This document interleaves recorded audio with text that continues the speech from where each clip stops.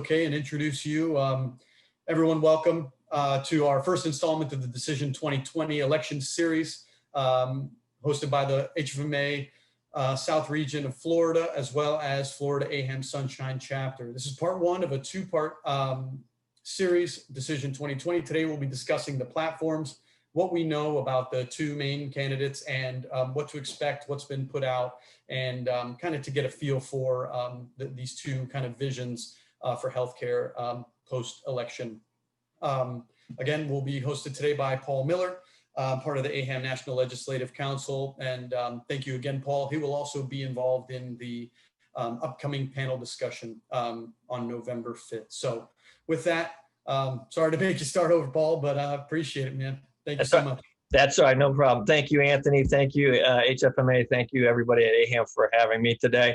It is some very unique times. 2020 has been something I think none of us have ever imagined, and hopefully we'll never have to experience again in our lifetimes. And for those who've heard me before, I have, when we get to election time, I typically say this is probably the most important election for us to get out and vote. And so I would encourage everybody to do so. It really is. And I think the number of people that will vote this year will probably maybe even set a record. And hopefully, again, I don't care who you vote for, just get out and vote this year. And that does, I want to kind of start there, because this is going to be very important for everybody. And it's going to be important for healthcare as a whole. And when I talk about that, whether you're a Biden fan or a Trump fan, I mean, you'll hear people say, well, Hillary Clinton was up by 6 points at this stage of the game in 2016. And that was true. And it was a different year. 2016 is not 2020. So we've had about just under 40 million people already vote through the mail or in person. That we didn't have or didn't see in 2016. So that matters. So you don't have those folks who could ultimately change their vote at the 11th hour if they wanted to. Some people have voted for weeks already. So we will see how this plays out. And again, hopefully November 4th, on Tuesday night, November 3rd, we find out who is the next president of the United States, or if it's Biden or if it's Trump. Hopefully we don't have a long-term process that it drags out for months and goes to the Supreme Court again. I kind of want to just give you, because we are 12 days out, want to kind of give you a little bit of a recap, because I do think where we are in Congress does matter as we go forward in 2021. Obviously, Republicans control the White House. Republicans control the Senate by a 53-47 seat majority. If the Democrats want to take over the Senate, they're going to need to win 3 seats.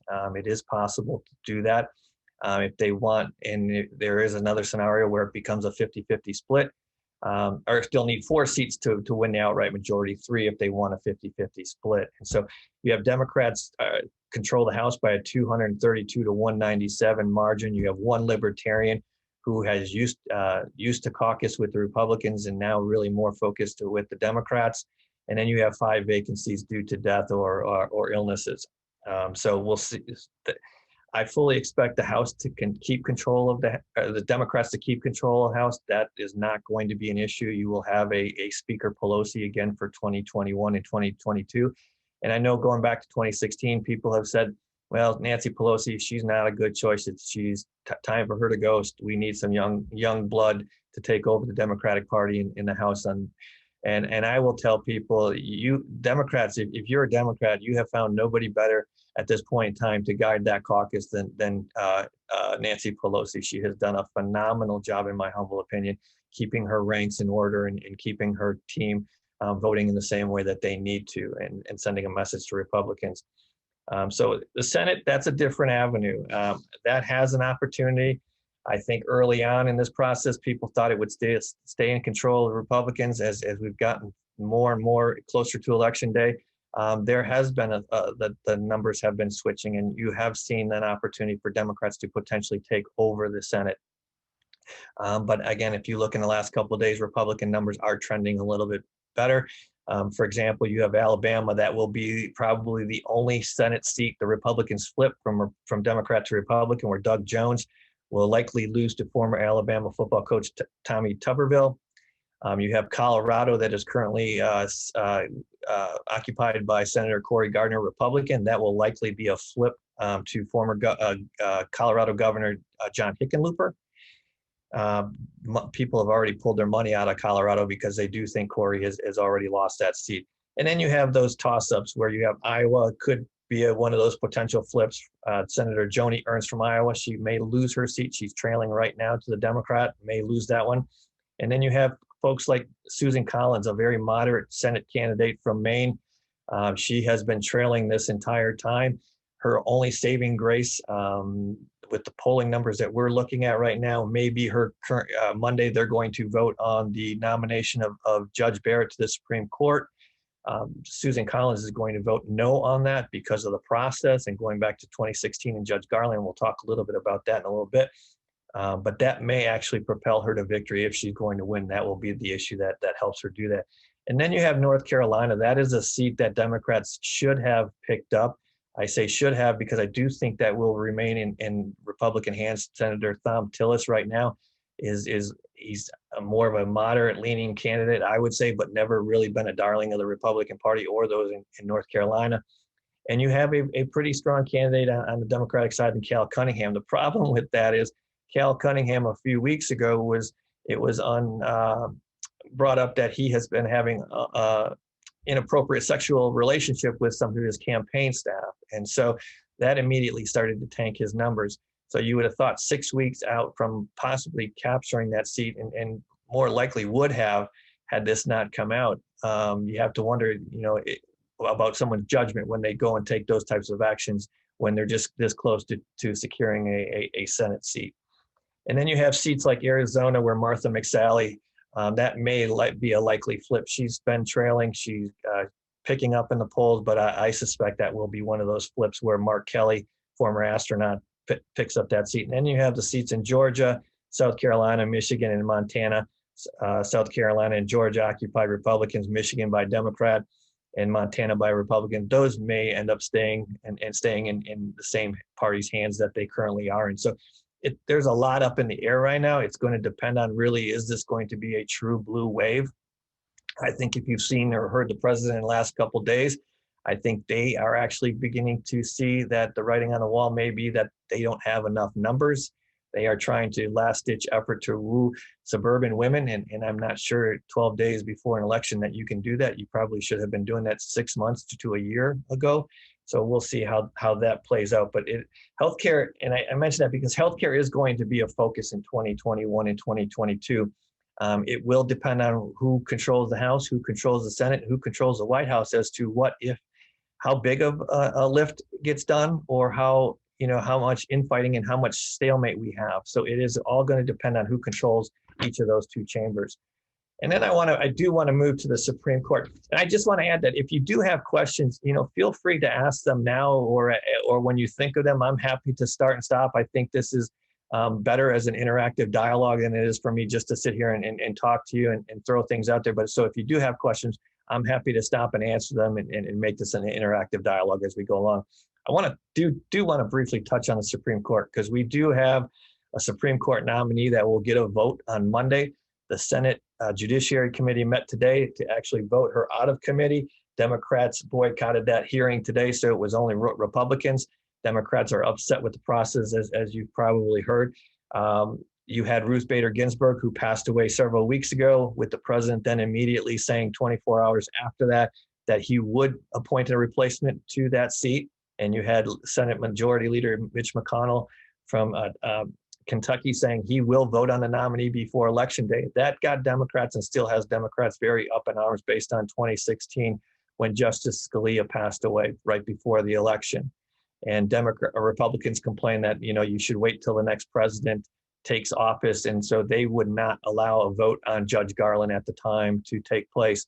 Judge Garland would have been confirmed and probably should have been seated. Again, in my humble opinion, I think Judge Garland got screwed. He should have been voted, or at least got a vote, and would likely have been the new justice at that point in time. I say that because I know people are saying, well, in 2016, you get this close to election, we should wait till the next administration. And my argument to that is no. We elect presidents every 4 years. And quite frankly, if they don't do their job each and every year, then we're going to complain about it. We don't ask them to stop 3 months out from passing a budget, or in this case, passing stimulus packages. We ask them to do their jobs. And so the president, the Congress, they're voted and elected for 2, 4, and 6 years, respectively. And so I think the president has a right and has an obligation to fill that seat. And I think more importantly, to fill that seat during this election period, because the last thing we need is 8 justices going into a very controversial election. Is going and if we don't have 9 justices and we have what we saw in Florida in 2010 with hanging chads and everything else, the mail-in ballot process right now has not been smooth, particularly in low-income areas in South Carolina and North Carolina, where the post offices had to return lots of ballots because they have not been filled out correctly. So we may have problems, and we need a full court. And I know, depending on your political persuasion, it may differ on that, but that's kind of where we are today. And I think for Republicans, if you talk to Republicans, a lot of them will say this is paybacks for Judge Kavanaugh's process. Had the Democrats not been so mean and attacking of Judge Kavanaugh, this may have gone a different way. I'm not so sure with this president, but you never say never. And so a lot of Republicans will say this is paybacks. And I think we knew that going into this. We knew Justice Ginsburg wasn't healthy when Kavanaugh was seated. And so there was always that opportunity that there would be another seat up. And Republicans have said right out of the gate that this was going to be payback. So this is really not a surprise there. So I do think, you're going to see potentially the court be one of those areas where they could wade into some of these issues, not to be political, but they may have cases that they have to address that may become outcomes one party or the other party may like. And so we'll see how that happens. And one of those issues that is going to likely be that could be addressed is the abortion issue. And you also have the Affordable Care Act. We'll talk about repeal and replace, but that's one of the reasons Justice Barrett, some Republicans wanted her, was because she's not a fan of the Affordable Care Act. And that's why some of the questions have been around, hey, what would you do when the Affordable Care Act issue comes up? Would you step aside and recuse yourself from that issue? And so we will see how the court plays out here. I do want to ask the first polling question, if we can, Anthony, and ask how many people feel that healthcare issues would be better addressed if Democrats swept the White House, Senate, and House this election year?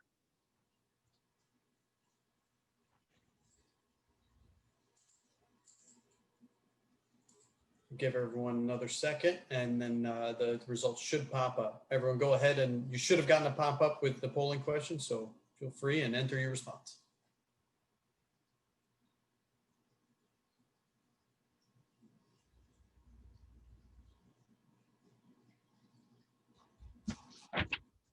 No pop-up. There it is.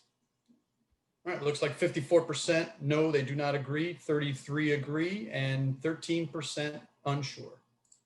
Okay, I'm a little bit surprised by that this year. I thought there would have been a heavier number on yes, I agree. So I applaud that, because I am one who also agrees. I like split government. I think we have a better chance of getting some things really done when we have split government versus having one party control all three.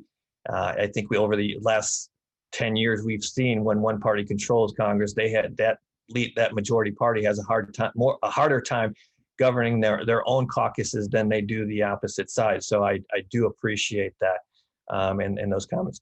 I want to go back to now 2010 with the passage of the Affordable Care Act and start with the Republicans. You had let's start with President Obama, and it took about 18 months to get this done. That was had hearings and everything else like that, and going through the process. And all through that period of time, you had Republicans saying, no, this is going to be bad, bad, bad. This is bad. This is bad. And then once you had passed it was passed, you had Republicans saying, we're going to repeal and replace if you put us in power. That vote for the those Democrats who had to vote on the Affordable Care Act, it cost them not only the majority, but cost them over 40 seats in the House. And we lost some really good Democrats who I think were lost because they had to really take a real tough vote that I don't think they wanted to. And so for Republicans, it was always, repeal and replace was always like a dog chasing the bus. The dog is never going to catch the bus. And that was true for so long for Republicans, until that one day when the dog caught the bus and Republicans took control again of the House and the Senate. and they controlled it. They had the power and they controlled everything. And everyone then turned to them and says, well, what are you going to do now? Republicans have never really had a healthcare plan to truly repeal and replace. Yes, we've had some House and Senate bills, nothing that Republicans could coalesce around, and Democrats to their, on their end, not a lot of them were really, at the end of the day, when you look at the votes for the Affordable Care Act, a lot of them weren't really enamored by the Affordable Care Act. The Cadillac plans weren't good for the unions, and they heard about that. So you had both sides dealing with this. So now we have the Affordable Care Act, Republicans running on repeal and replace. Now, what do you do when you your dog catches the bus and you are now asked to put these things in place and they didn't have anything? Right now, you look at talking about healthcare reform since 2010, we have the Affordable Care Act, which some pieces have been repealed. President Trump's main platform item is really full repeal and replace. And again, that's where Judge Barrett comes in. I'm not sure he's going to have enough time to do that, but we will see. The ACA, for whether you like it or not, has insured more people. Premiums the whole purpose of the Affordable Care Act, the main purpose was to insure more people, and premiums would go down. In fact, premiums have not gone down. Premiums have continued to rise since 2010, except in 2021, they are expected to decrease by 2%. And you still have, again, this was not a case with the Affordable Care Act. It's part of the Affordable Care Act, but not the reason this is happening. But you have the rise of high deductible plans. Yes, they are low monthly premiums for folks, but they have such high deductibles that in some cases prevent people from actually using their insurance. And really, it becomes more of what I call catastrophic healthcare. You only really use it when you get hit by a bus. Everything else is really out-of-pocket costs for you. And as we're seeing during this pandemic, people don't have that kind of money to be outlying to get medical care. So one, people are delaying that care. During a pandemic like this, when the virus like this, you really cannot afford to do so. You have elderly folks who are not getting their medicine and who are not going to medical appointments because they can't afford to pay the bills at the end of the day. So that's kind of where we are. Congress, again, we continue to fight about it and go back and forth. You have different plans on both sides, and we'll talk about some of that right now.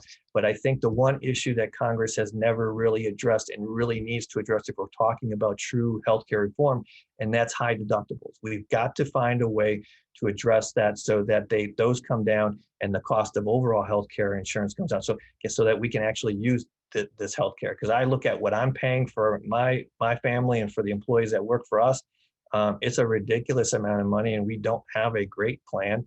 We have the lowest deductible that we can afford, but it's not great. We still pay a lot of out-of-pocket costs. So again, that's why I call it, that catastrophic plan. In case my kids ever get hit by a car or something like that, I have that emergency room care that I need, and that it's not really going to come out of my pocket too heavily. So I do want to ask the second polling question, if we can, Anthony. How many hospitals are going to have trouble meeting the January 1 deadline implementation of the price transparency final rules?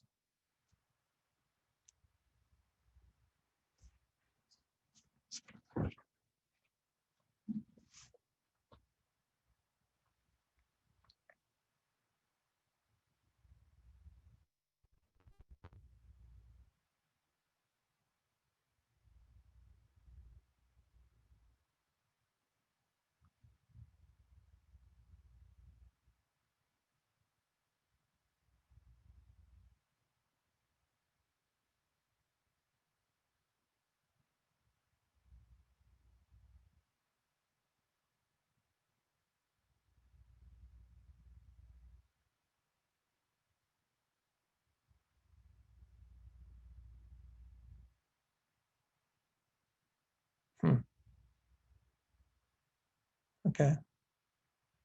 Not as bad as I had thought it would be.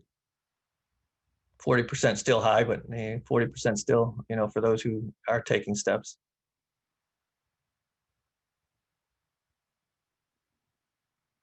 That's good. I bring that up, and I bring that up here now because that is really how Washington has been operating over the last few years. When you can't legislate something, when neither side can agree and you can't get something to the president's desk, I don't care if you're Republican or Democrat, what administrations have been turning to, and particularly this administration, they have been turning to the rulemaking process through HHS and CMS.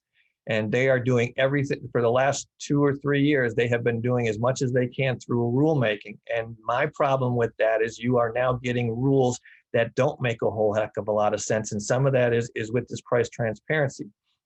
You are not getting the full picture. Patients want to know what their true out-of-pocket costs are. And some of the things that we've seen through this rulemaking process aren't providing them with that. They are getting a number that may not be accurately reflect what their total out-of-pocket costs are, which is going to infuriate them more, which then they're going to come back and blame the hospital. What we've seen over the last couple of years with these types of rulemakings is that, again, when the patients aren't happy with the process, they take it out on the hospital. They don't take it out on the insurers. They take it out on the hospitals, and that becomes very problematic for a lot of you. And then Congress looks at it, well, these big bad hospitals are making lots of money, and we now need to make more rules to prohibit them from doing X, Y, and Z. And we'll talk about some of those things down the road and some of the things that AHAM particularly has been involved in. So I'm not a big fan of the way this town continues to operate and move more to a rulemaking, because then I have to ask the question, what is the value of having a Congress? If the Congress isn't going to make laws and not going to vote on laws, why do we have them here? We have become so polarized that it becomes very hard to even get consensus with your own party. And I point to the recent stimulus conversations. You can't even get Republicans to agree on what a magic number should be or what it should be. And you have other Democrats who want more than $3 trillion of spending. So you really don't have compromise. Compromise is not one of those words that really is something people believe in today. And that's been for quite a while, but it's becoming a word that if you begin to compromise with somebody, you're going to find yourself out of a job, and your opponent's going to be reelected. So let's start with the Democrats. Let's start with Joe Biden and Democrats and healthcare. I think for those of you who watched the nomination process, it's been no secret that Bernie Sanders has been the torchbearer for Medicare for all, and he is not apologetic for it. He will say, hey, this is what we need to do. Yes, and Bernie Sanders will admit, my plan is it costs you $50 trillion over 10 years. That's a big, big number. Yes, spread out over 10 years, it's still a big, big number. And so, but he's unapologetic for it. Then you had others like a Warren who said, yes, I support Medicare for all. And then you had Kamala Harris come out early on in her campaign and say, I'm for Medicare for all. And then they started to see the backlash and say, oh, people said, okay, we can't afford this, nor is this that great for us. We don't want to lose our private insurance. So then you had those two in particular start to back off and say, I want a combination of it, but not Sanders. And then when finally Biden got into the race, Biden, hem and hawed and really was non-committal. But Biden has really not said that he wants Medicare for all. Biden is more of a, hey, let's fix the Affordable Care Act. Why? Because in part that's their legacy when he was vice president for President Obama at the time. So you had both Harris and Warren had to kind of walk that back, and that's really part of where I think when you look at Kamala Harris, she was touted as she was going to be the nominee, had a real strong chance to be the nominee. And then when you had that immediate backtracking, that and a couple other issues, then you saw her fall far behind. So the question now becomes, if there is a President Biden, and we talk about healthcare, because Democrats are going to want to take on healthcare right away if they sweep all three, the White House, the Senate, and the House, then you're looking at a big healthcare package. What are you looking at? Will Kamala Harris come out and support Medicare for all, or will she support the vice president in tweaks to Obamacare? I have long believed that Kamala Harris or Joe Biden is the placeholder for Kamala Harris. There's a lot of talk whether or not Joe Biden would finish 4 years. I don't know that. That's just speculation. But I do think that Kamala Harris was picked so that she could step in on a moment's notice to be president. That is what the vice president's supposed to do. But I think a lot of people look at Joe Biden and say, hey, it doesn't matter for us if he serves a full 4 years. We just want him. We need him right now because he is the consensus candidate across this country, the builder, or the consensus builder for voters. And after that point in time, what happens to him, we don't care about. We know we have Kamala Harris waiting in the wings for that.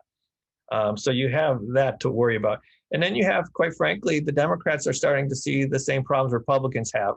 And that's when you had the Freedom Caucus and the Tea Party movement starting in the 2010 timeframe. Republicans really lost control of their caucus when you had these two factions, particularly the Freedom Caucus, which is a group of about 34, 35 far-right Republicans who have been a very pain in the butt for the Republican leadership. And if they don't get their way, they're supposed good government, less taxes, less spending types. And I think their motives and their hearts are good. Just the way they do things are very extreme, and I'm not supportive of those. But you now see the Democrats having to deal with the same thing. And the one thing that I laugh at every time is neither side learns from the other. Democrats clearly are not learning from Republicans and what a Freedom Caucus looks like on the Democratic side, where you have the AOCs of the world, the Squad, and the Tlaibs, and the Omars and the Presleys of the world.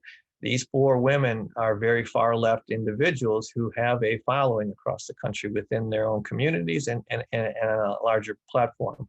So they have been a thorn in the speaker's side. She's been very good about keeping them under control, but I question whether or not she's going to be able to do that if there is a Joe Biden presidency and the Senate is in Democrats' control, particularly when you have who will be the majority leader, Chuck Schumer from New York, who is up for re-election in 2022, who will likely be challenged from AOC from New York, and both are already setting the stage for that matchup. And so that's going to make things even more interesting. It's going to push Schumer farther to the left, and it's going to mean that AOC is going to have that national platform to begin to push that. And she is a Bernie disciple, so Bernie may get on board with her and push in that direction. She has some others, younger members that she's helping to elect this cycle. We'll see if they get elected, if she can build that national coalition that she's going to need to push the party farther left than that they already are seen to be going.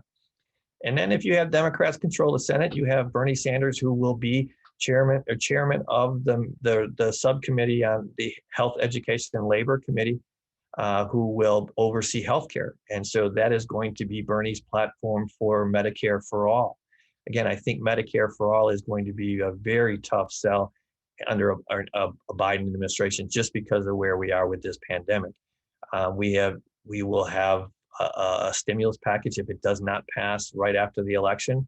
If Democrats sweep all three, again, I suspect Democrats will wait till they take full control of the House, Senate, and White House before they do another stimulus. And that's about a $3 trillion package. That's expensive. Somebody has to pay for that. And what we're going to see then ask that we pass a major healthcare reform plan and Medicare for all when you're talking $30 to $50 trillion.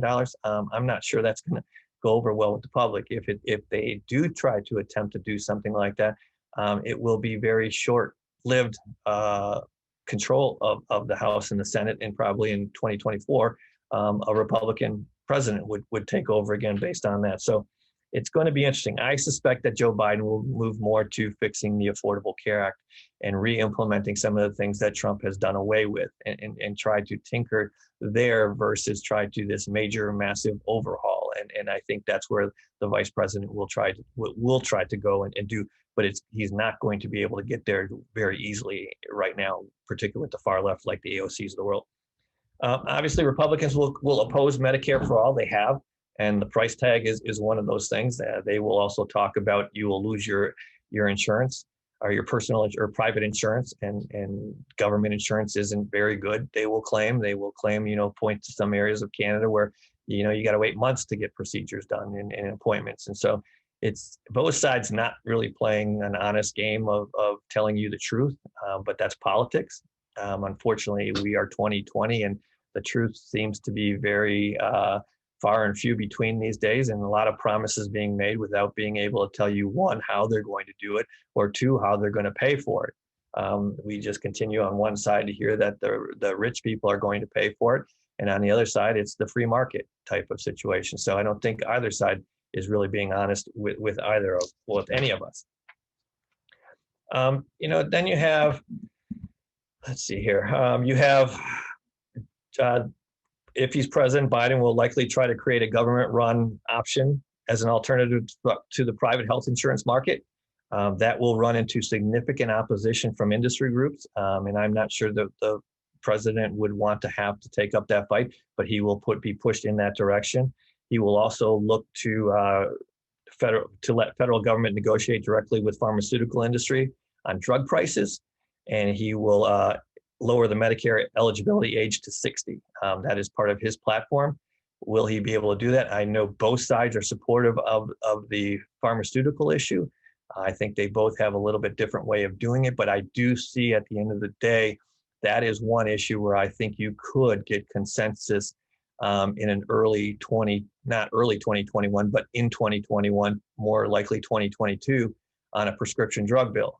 But again, if Democrats control all three, you might get that, in the first couple of months. I could see Speaker Pelosi, that has been one of her big issues that she has been pushing over the last couple of years, and hasn't been able to successfully get that over the goal line. But I could see that happening at that point in time. You will also see on high deductible plans are here to stay. Doesn't matter who's president, they will be here to stay. And I think if Congress was going to do anything, I would ask them to focus on that. And then the Biden plan would also allow people to sign up for a public option, which offers the tax credits. These plans do have high deductibles, but they also reimburse you for a little bit of the premiums that you pay. So if you pay 10% of your income goes to paying for healthcare, you get a tax deduction. But the difference being than what President Obama did, it was at 10. You had to spend at least 10% of your income on healthcare to get a tax deduction. Under President Biden, it would be 8.5%. So again, a person making $50,000, instead of paying $12,000 a year under an Obama plan, you would only have to pay $4,000 under a Biden plan. So that's a significant savings for somebody who is making $50,000 or less. So it is an interesting approach to that. And President Biden would also open subsidized healthcare plans for all Americans, whereas the current Affordable Care Act does not. That's a big deal. So we'll see if they're able to do something like that. And at the end of the day, a Biden plan will cost you $850 billion over 10 years. And again, it's not $3 trillion. It's a lot less. It's not $30 trillion or $50 trillion for a Medicare for all. But it is $850 billion that we have to find some way to pay for. And that's according to the Committee for Responsible Federal Budget. And so I'm not sure exactly where and how we would pay for such a thing right now. So healthcare will be a huge talk of conversation. Whether we can get something over the goal line will depend again on what the majority, who's in the majority, and by what the numbers are. Yep. So sorry, sorry to jump in there. Just for the sake of time, if we could potentially run, or if you have any kind of closing comments on either side of the aisle, and then we'll fire off your next polling question, and then maybe we can open it up for a little bit of discussion. That's fine. Just give me 1 minute here. I'll just quickly cover the Republican plan. Yeah, please do. I'm saying you got 5 minutes. I just want to leave at least 10 at the end for us. Absolutely. I got 2 minutes here. I'll get you here. And I can say I can do this a lot faster because I'm not sure what the Republican plan is. No worries. Take your 5. Appreciate it. I'm not sure what President Trump has in mind. President Trump talks about healthcare reform, and it's always been about repeal and replace, and we're going to repeal it with something hugely better. And he loves that word, hugely. I'm not sure what hugely means because we've had almost 4 years and we have not seen it. And we have had a situation where Republicans control the House, the Senate, and the White House, and we have not seen it. So I do wonder what that's going to be. But again, here, based on the president's own, platform, he wants to cut prescription drugs. Both sides want to do that. Question becomes how. Put doctors back in charge of our healthcare system, lower healthcare insurance premiums. And I think the one focus I want to talk about is end surprise billing. I think that is another issue we could potentially see during the lame duck session after the election. There are some proposals out there that could get over the goal line, but they take different approaches. But I do know both parties want to deal with surprise billing in a way that doesn't, each side says, hey, this is best for the patients. Both proposals take the patients out of this. AHAM, I can tell you on a national level, supports more of the Republican proposal in that we support baseball arbitration style model versus where some of the Democrats have, but we do have some Democrat support for our position as well. So that is the one issue I will say has potential, particularly. It has a shot at the end of this year. It's a small one, but I do think in 2021, 2022, more 2021 at the end of the year, has a real shot for surprise billing to get done. So with that, I will open it. Just get, if we could, we can just go to the next polling question. Congress has proposed and will again in 2021 legislation which would prohibit patient financial advocates, for those of you in the debt collection side, from collecting out-of-pocket healthcare costs for 2 years. What kind of impact would that have on you, the patient financial advocate, and the hospital that you serve, or the hospitals you serve?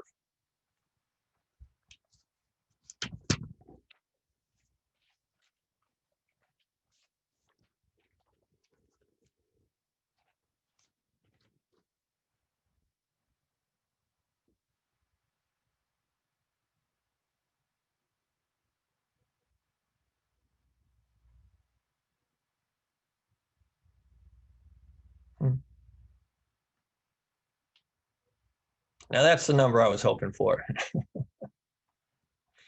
Not in a good way either.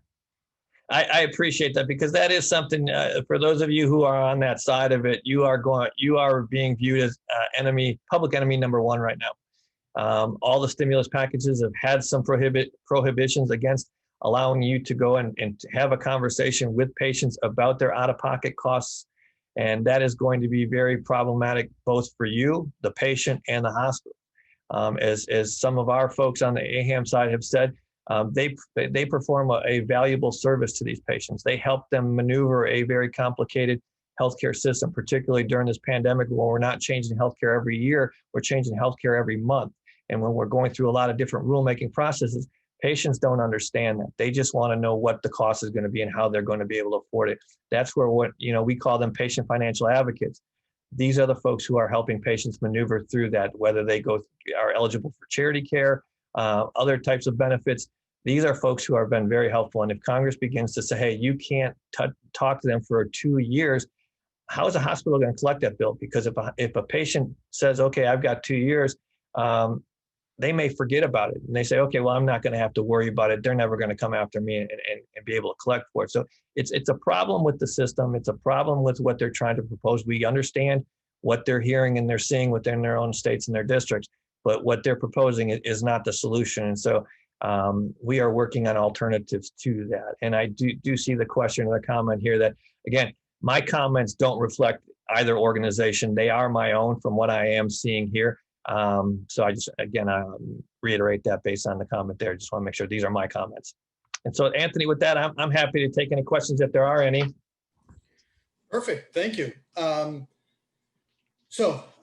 Anyone, please feel free to enter your questions in the chat. We've got a couple of 9 minutes here. Would love to get some feedback, some particular perspective on your organization, and what this looks like going forward. I know we'll get into it a little bit more in our second installment of this Decision 2020 series with some other perspectives, along with Paul's from the national HFMA level, and also a South Florida specific perspective from our friends over at the South Florida Healthcare and Hospital Association. So please, we'll take the rest of this time here, and if there's anything that you'd like Paul to expand a tad on, or questions you might have, please feel free. It can be anything. It doesn't even have to be healthcare if you don't want it to be. I mean, Rich DeSoto did ask for an update on youth basketball. We are closed for the season. We will not be having basketball here, unfortunately.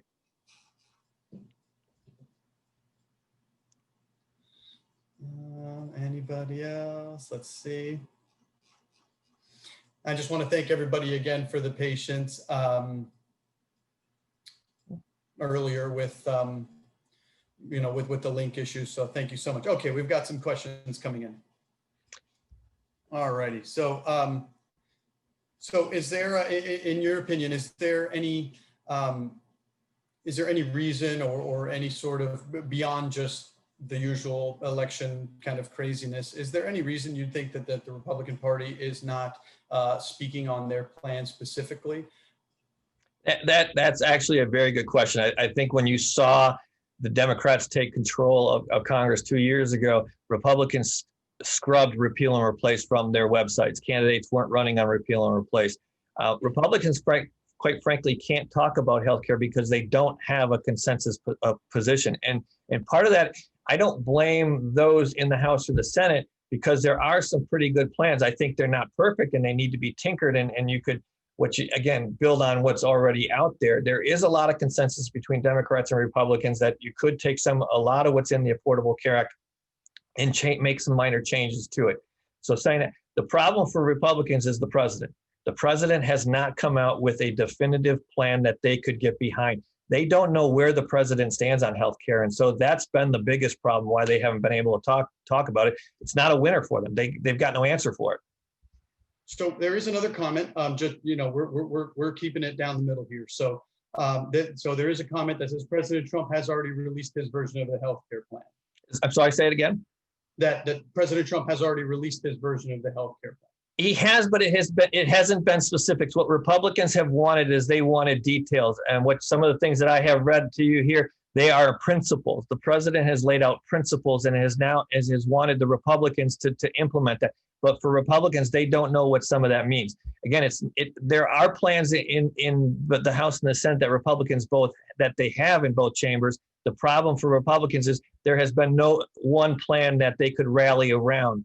It's the factions, and I think Democrats are going to see that again in 2021. If they capture the White House, they are going to run into the same problems Republicans did when they had the White House and the Senate and House. Great. So if you could expand on a couple of topics. Firstly, price transparency as well as the prior reauthorization.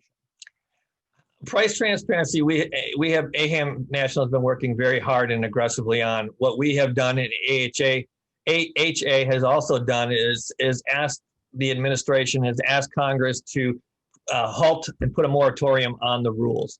Those rules take place January 1st.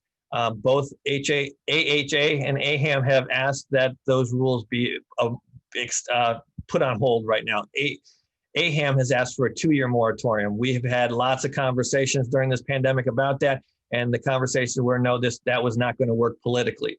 Members on both sides of the aisle support what we're asking for, but they were not going to support it publicly because of the politics involved in it. So what we have said then, the president came out after AHA lost its lawsuit in this area, that the president came out and said there is a compromise that he is willing to take up, and that is that the insurers would be responsible for providing this pricing information, and the hospitals would be providing the pricing for charity care patients. For us, we can support that because that seems to be where you're going to actually get that true out-of-pocket cost for the patient, is where the insurers handle that for the patient and hospitals handle it for the charity care patients. And so that is what we are hoping for. I'm not confident that it's going to take effect. Or we're going to have success getting that done before January 1st. What we are now moving to very quickly is asking that although these rules take place in January of 2021, that any penalties should be withheld for at least 18 months, that there shouldn't be any financial penalties for any hospital who hasn't been able to implement these effectively and in full at that point in time that they're due. Pre-authorization, again, that's another one that this is a newer topic AHAM has gotten involved in.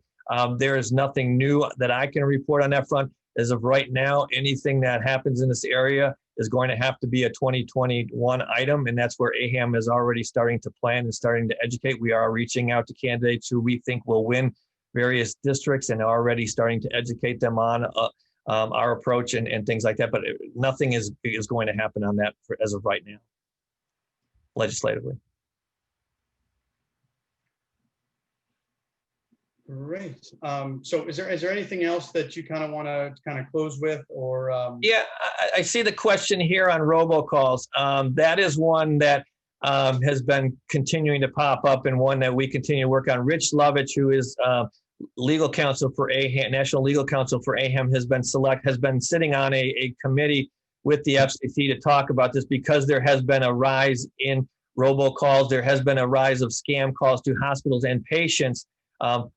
Scams to hospitals trying to get patient information, patient data, and then to patients trying to get them to pay and get their debit cards and things like that. So Rich is sitting on a group within the FCC that is going to come out with recommendations that should help hospitals and patients in this regard. So that is a positive. We are still working on the TCPA, trying to repeal it and make some changes to it, but that is a farther fix. We have a petition over at the FCC that's been sitting over there for 5 years that we're trying to get a ruling on. And again, 2021, we hope that with a new administration, we can finally get an actual answer to our petition. Great. Well, if there's nothing else, Paula, Sherry Andrew wants to tell Rich that everybody says go Rays. You saw that. I am not. Rich is a big Dodgers fan. I will not touch that one with a 10-foot pole. Well, hey, everyone, thank you so much. We tried to jam in a lot of information here today with a little bit of a technical snafu earlier. So again, appreciate everyone's patience. Just a quick update on an upcoming event we have, not necessarily our November 5th panel discussion, but also on the 30th of this month, next Thursday, I believe, Thursday or Friday, geez, sorry. On the 30th, we have our Halloween Spooktacular again, 3 education sessions and a lunchtime networking event, Name That Tune Challenge, which should be a really interactive and fun event. So free. Please go on and check us out at floridahfma.org/events to get registered. And again, big thank you, Paul. Appreciate you taking the time today, and we'll see you again in the next installment. Absolutely. Thank you all for letting me be here today. Thanks, everyone. Thank you.